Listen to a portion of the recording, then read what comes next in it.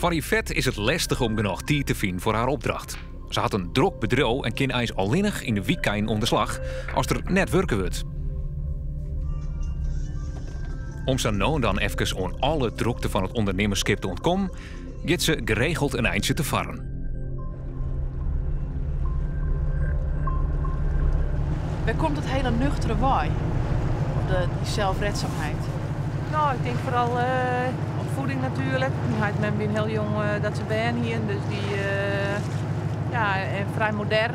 Dus die winnen echt van zelf redden en doe het zelf maar. En, Hoe dan? Nou ja, gewoon als er bijvoorbeeld spijbelen, hier squallen, dat mocht dan wel. Ik mocht eigenlijk altijd alles. Yvette zal nog stevig puzzelen matten om haar bureau draaien te litten en op tijd klaar te wijzen met haar muzeopdracht. De dag dat ze het werk presenteren mat, komt gauw dichterbij.